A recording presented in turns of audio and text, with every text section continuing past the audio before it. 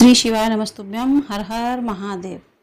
छत्तीसगढ़ राज्य के कोरबा में सावन के पावन महीने में पहली शिव पुराण कथा श्री शिव पुराण कथा 13 जुलाई से शुरू हो गई है, जो कि 18 जुलाई तक दोपहर के 1 से 4 बजे तक आस्था और यूट्यूब के माध्यम से देखी जा सकती है।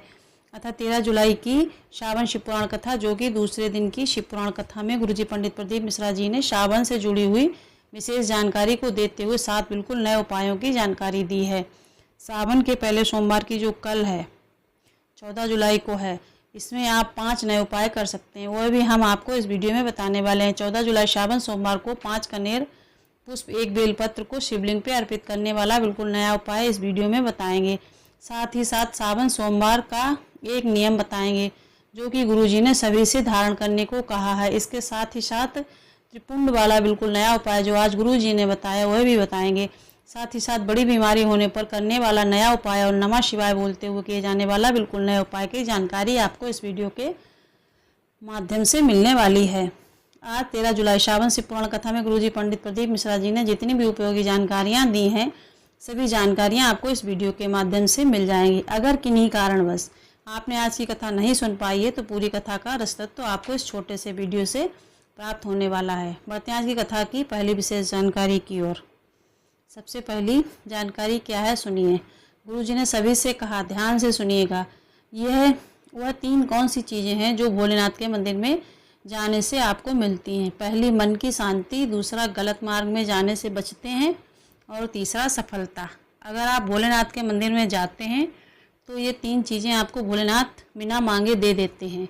बढ़ते हैं आज की कथा की दूसरी विशेष जानकारी की ओर। गुरुजी ने कहा, शंकर भगवान की पूजन कर रहे हैं या फिर जल चढ़ा रहे हैं तो आपको इस बात का ध्यान रखना है कि शंकर भगवान पर चढ़ाए गए जल का जो फल होता है वह आपको प्राप्त होकर ही रहता है।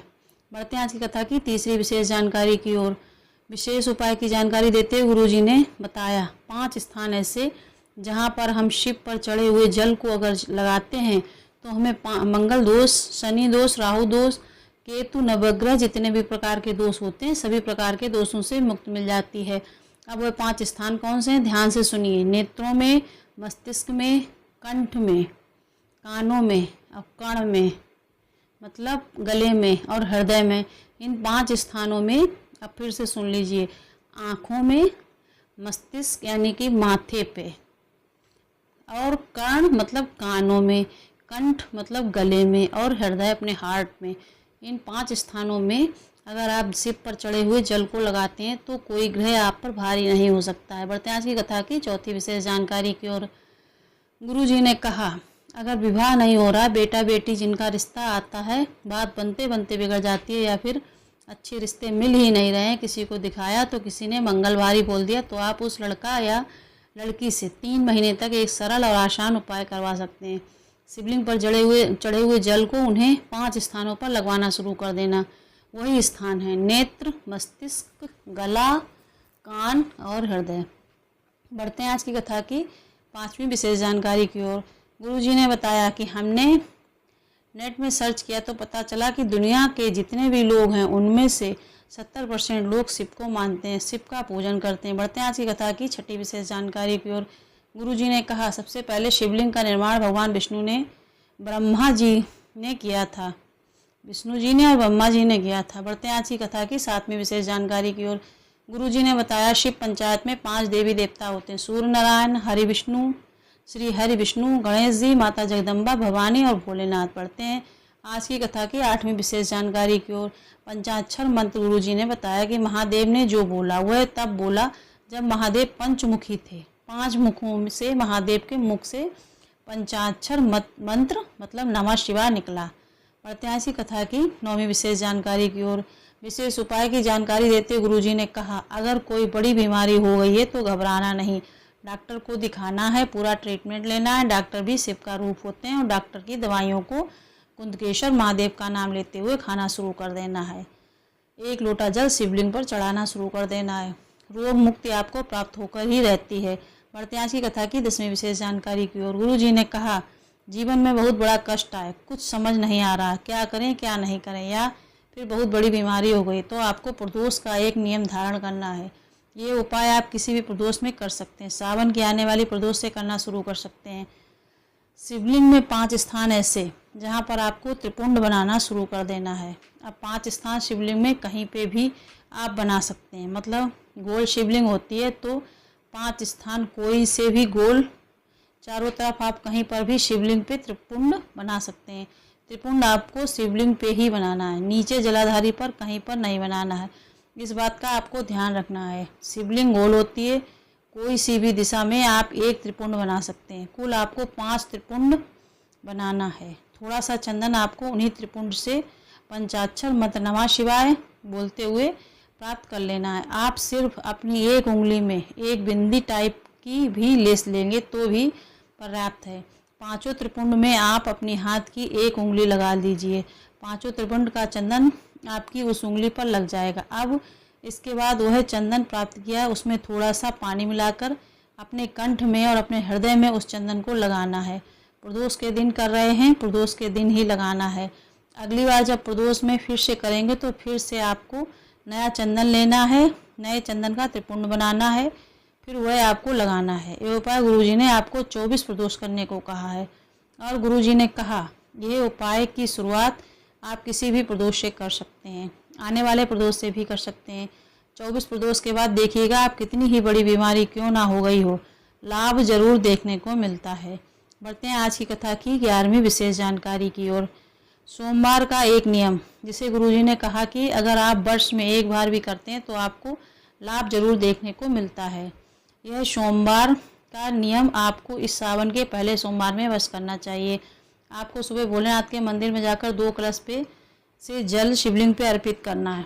दोपहर में 12 बजे के बाद आपको बेलपत्र के वृक्ष के नीचे जाकर एक चावल का दाना अर्पित करना है और उस बेलपत्र के वृक्ष की 7 परिक्रमा करना है। इसके बाद शाम के समय प्रदोष काल में आपको बेलपत्र के वृक्ष के नीचे एक लंबी बाती का घी का दीपक जलाना है और भोलेनाथ के मंदिर में गोल बाती के घी का दीपक जलाना है।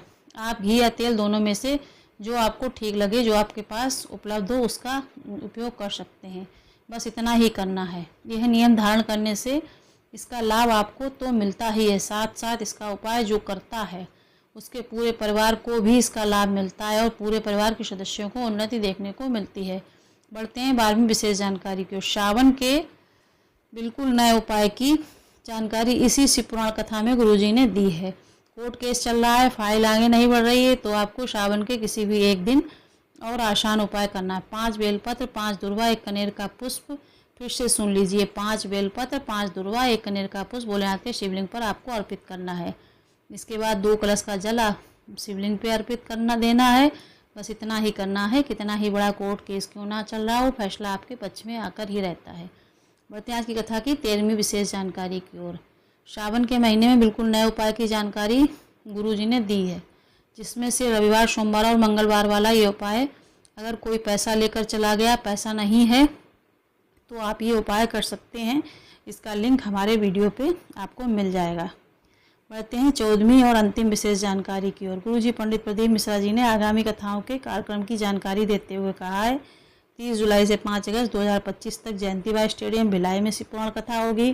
कथा का समय 1 बजे से 4 बजे रहेगा। इसके साथ 6 जुलाई प्रदोष के दिन शिवोर में श्रावण की कांवड़ यात्रा होगी, जो कि सुबह 9 बजे से शिवन नदी से शुरू होकर दोपहर 2 बजे तक 3 बजे तक कुबेरेश्वर धाम पहुंचकर पूर्ण होगी। इस यात्रा में स्वयं गुरुजी पंडित प्रदीप मिश्रा जी भी शामिल होंगे। आप चाहें तो आप भी आकर इस यात्रा में शामिल हो सकते हैं और कांवड़ यात्रा से जुड़ी संपूर्ण जानकारी में आपको एक वीडियो के माध्यम से पहुंचाने की कोशिश करेंगे। वैसे हमने डाली भी है वीडियो, आप हमारे चैनल पे विजिट करके देख सकते हैं। अब आपको कोई कमेंट हो, कोई जानकारी चाहिए तो आप पूछ सकते हो।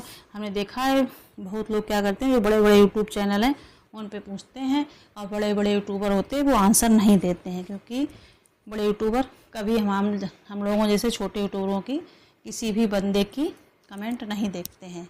चाहे कोई भी कमेंट हो तो आप हमारे चैनल पे कमेंट कीजिए, हम आपको ज़्यादा से ज़्यादा समस्या का समाधान करके बताएंगे। श्री शिवाय नमस्तुभ्यम, हर हर महादेव। बड़े यूट्यूबरों देखते क्या, उनके पास टाइम नहीं होता है, उनके पास काम ज़्यादा होता है, तो वो नहीं देख पाते हैं। जब देख पाते हैं कभी, ऐसा नहीं कि देखते ही नहीं, देखते हैं, जब देख पाते हैं तब देते हैं। हम लोग छोटे छोटे दिन भर यही देखते रहते हैं, किसका कमेंट आया, किसका लाइक किया, शेयर, तो हम लोग सबके आंसर दे लेते हैं। तो आप भी कमेंट कीजिए। फ्री सेवा है। श्री शिवाय नमस्तुभ्यम।